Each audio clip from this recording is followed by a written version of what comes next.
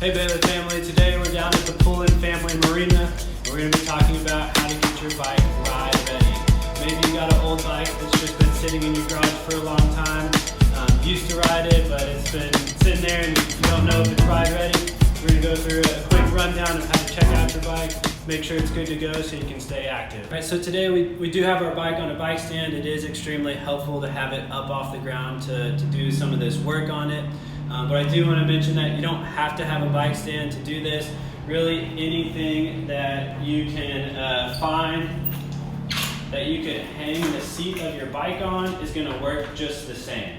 So you do want to be careful because it's going to have a little bit more movement here. You could accidentally knock it off, but hanging that seat over anything is going to enable you to get this bike up off the ground and kind of run through this maintenance on it. So we have a little acronym for you to help you remember the things to look for when you're checking over your bike. And it's ABC Quick Hands. A stands for air, B stands for brakes, C stands for chain, quick stands for quick levers, and hand stands for our handlebars.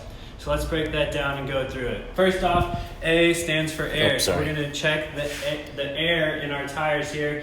We can give a squeeze check to see if it feels deflated in any way. You can see here as I squeeze this, we have some loss of pressure here, so that's something we'll want to fix. Another good way to check is to go ahead and just put a bike pump on there to see what the pressure reading is to make sure you have the correct pressure. If you're not sure what the correct pressure is, we can always look at our tire specifically, and our tire itself will tell us. So in airing up our bike tire, if that bike has been sitting for a long time, it's very possible that it's just lost air pressure as it's been sitting in the garage and the temperature outside's gotten warmer, then cooler, then warmer, then cooler. It's going to change the pressure in this tube. It's possible that the tube on the inside is perfectly fine. We just need to add some air to it to make it rideable. If you try to add air to it and it's not working, it's possible you'll need to get a new tube. That's something you would have to go purchase. But real quick, looking at our wheel here, this is where our air goes in. There's two different types of valves that we're going to be working with. One is a Presta valve, which we see here on this bike, and the other is a Schrader valve. To fill this up, you take off the cap. There's a little bit of a lock nut here, so we have to open that up and make sure it's open to get this air in there. We're going to take our bike pump, put it nice and snug on that valve, and then start airing up our tire. Now most of these bike tires, if it's a wider tire like this, some sort of mountain bike, oftentimes they're going to take 40 to 60 psi, which is pressure, in pumping this up, and that's the reading you'll want to look for on your bike pump. If it's something like a road bike that has a thinner tire, those are often going to have a higher PSI, somewhere around 70, 80, 90, even up to 100 on some bikes. So you'll want to look on your tire for that pressure setting. It'll give you some guidance on what you can set it to and make sure you hit that pressure setting. If you don't air it up enough, it's possible that you're going to pinch the tube inside of here and just be right back flat again. So we want to make sure we hit that pressure so it's rideable and at a good pressure to not cause any other flats. Next, we're going to go to our B, which was brakes. So the important thing here is that they work. We want to make sure we can stop our bike when we're riding. So we can give a nice good squeeze check on our levers here to make sure they're functional. The right side is always going to be coordinated with the rear of our bike, so as we compress this lever, we should be getting some action in the back wheel or the back brake to make sure that's going to stop that. And then the left side is going to correspond to the front of our bike. So as this spins, we push that lever and we see that stop. So we want to make sure they're working, they're functional, and that we're going to be able to stop our bike once we get going. Now, if we find any issues with our brakes here, if there's it's not quite working, it's not going to be able to stop our bike, or there's a little bit of rubbing here and there, there's a few things you can do at home with a few simple tools. But anything beyond that, probably something that you're going to need to take to a bike shop to have them look at and help you out with. Fortunately, most bike shops are open right now. They are considered essential businesses because a bike is a mode of transportation for a lot of people. So go into your search engine, type in bike shop, and you'll likely find one somewhat nearby that you could take it to and they could work on. If you do happen to have some tools at home and you want to try to work on it yourself, there is a lot of online resources out there. One in particular that is really helpful is Park Tools. They're the manufacturer of a lot of bike tools, and they have a ton of great videos that give you some instruction on how to do simple fixes on your bike. We'll put a link in the comments below on that website so you can check it out and see if it's something you think you could actually do at home yourself. All right, so now that we've looked at our brakes, we're gonna go to our C, which is chain. This is our chain right here on our bike. Really, when we're looking at our chain, we just want to make sure that it is obviously fully connected. It's going around our chain rings here, and that there's no obvious obstructions in it. Maybe as it's been sitting in the corner there, it's gotten some cobwebs, some dirt, some debris gotten on it. So really, we want to kind of just look through this, make sure it's clean, and we're not going to run into any obstructions as this chain rolls through here. If you happen to have some bicycle chain lube, that's another great thing you can put on here. That's just going to help all these components run smoothly and continue to work properly over time as you continue to ride this bike. So if you do happen to have some chain lube at home, it is a good idea to get that on your chain, especially if it's an older chain, so that it's going to go through these rings a little bit more smoothly and not cause as much force to be applied to it. I do want to caution though, don't just use any lubricant on here. Something like WD-40 would actually attract a little bit more dirt and cause it to kind of gum up on this chain, which would do the opposite of what we want it to do. So make sure it is some sort of synthetic blend chain lube like this. You're going to want to go through and just kind of apply it fairly liberally to your chain. Roll your chain around as you're applying it. We're going to get a nice good amount on here.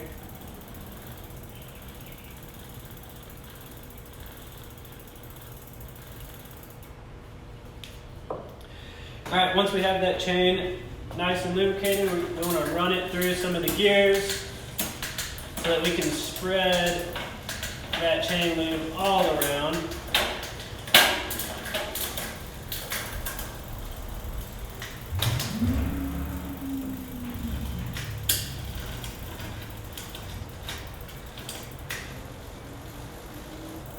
Alright, so now we've kind of run that through its gears. That lubricant's gotten all up and down on the chain rings and kind of helped lubricate that whole thing so it's going to run smoothly. And now we want to go through and kind of wipe off any excess with a towel of some sort.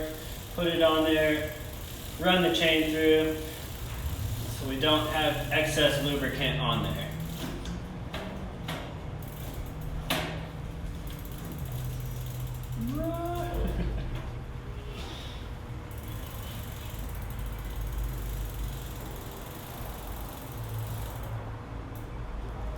Now we're to quick. What quick stands for is all of the quick levers on the bike. A quick lever is this little device right here. You'll find most likely one on each of your wheels and also on your seat here. So what we want to do with our quick levers is really just make sure that they're nice and tight. One of the worst things that could happen when you're riding is that this wheel comes disconnected and is wobbling around, or maybe even falls off. I imagine you could imagine how that would be bad. So we just want to give this a nice little tug, make sure it's on tight. If it's loose in any way, we'll want to open that up and tighten it down. Or if we can tell that the wheel is not set in to the bike correctly, we'll want to go ahead and fix that as well. So we can open this up, holding on to both sides of this quick release skewer here. Make sure we get it nice and tight, and then compress that back down. We want to make sure it closes all the way and it doesn't open up at all. We don't want it to be sitting on top of the fork here, because that could make it to where it's not going to be able to close all the way. So we want it off to either side of that, and preferably facing up as well, to prevent anything from popping up and kind of hitting it and making it to where it could pop up. So we're going to check that both on our front tire, our front wheel, and our rear wheel, making sure both of these are tight and snug, and that this wheel is in the bike securely and not going to be wobbling around or fall off. Same thing when we're riding. We don't want our seat to just all of a sudden drop down. That could cause us to crash. So we're going to make sure this is snug and tight, and holding that seat post securely as well. So that covers our quick levers, checking through all those, and it's very important to do that before every ride to make sure that those wheels and that seat are going to stay in place. The last thing we're going to do in this pre-ride check is go ahead and just take a look at our handlebars. We want to make sure all of these components are snug on there, nothing's moving around, and we also want to make sure that the alignment of our handlebars and our wheel is correct, that the handlebars aren't twisted while the wheel's straight, that we have this sort of perpendicular alignment here, so that we're going to be able to maintain good control of the bike. So we're just taking a look at that, making sure it's all lined up correctly and ready to ride. All right, so if anything in your handlebar setup is loose at all, most of the components up here just take a simple Allen wrench. This bike in particular, it's a 4mm Allen wrench on all of these components. So anything that's wobbling around in here, you can take your Allen wrench and just put it on there and tighten it up in the correct position. If our brakes have gotten out of position and they're sticking way up here and it's making it to where it's too hard to squeeze the lever, we can loosen that up, bring it back down to where we have this nice angle to where we can hold our handlebar grip securely and also use the brake at the same time. Same thing with any of these components in here on the stem of our bike. If the handlebars are out of alignment with the tire, maybe these got loose and just where it's been getting banged around in the garage or whatever, it got out of alignment. Maybe you moved it and in storage you had to twist them around. We're going to come use these bolts back here, loosen those up. We can adjust the alignment of the handlebars, get it where we want it, and then tighten it back down to make sure everything is straight, aligned, and we're going to be able to maintain good control of this bike. All right, so we've run through our pre-ride check. We did our ABC quick hands. We made sure everything was functioning properly. So we have this bike ride ready. The last thing we want to talk about is how to do some minor things to fit this bike to make it more comfortable to ride. The main thing we're going to look at here is our seat and our seat height. So when we're on this bike and we're sitting on the seat, what we really want is when our foot is in the bottom of that pedal stroke, we really want our leg to be pretty close to straight in that. So in this case, my leg is fairly bent here, so that means my seat is too low, so that's going to inhibit some of my efficiency and my comfort as I'm pedaling this bike. So we can come and open up the quick lever on the seat tube here and work this seat a little bit higher, and really we're just going to want to make some small changes and see how it feels. We might have to do this a few times. Each time we're closing this quick lever back on the seat post, we want to make sure that we've correctly aligned our seat with the bike and it's not sitting off in one direction. So now I can get back on the bike, get in that bottom position, and now I'm getting pretty close to straight here. This feels pretty comfortable to me, and I think this would be a good height for me to ride this bike, to have a good, efficient, and comfortable pedal stroke as I'm pedaling this bike. Some people aren't quite as comfortable with having their seat this high because they feel a little bit unstable trying to get on and off the bike, and where we can account for that is really getting on and off our bike happens in front of the seat. So I can get on my bike like this, I can get my pedals set up correctly, and I can kind of get myself positioned on this bike and ready to go while having a foot on the pedal. That way, as soon as I start to ride, I'm going to be able to bring that other foot up and get going, versus having to stop and feel like, oh, I can't touch the ground here. Whenever we do stop, as we come to a stop, we're going to lean that bike over, put a foot down, get up in front of that seat, and be able to stand comfortably in front of that seat.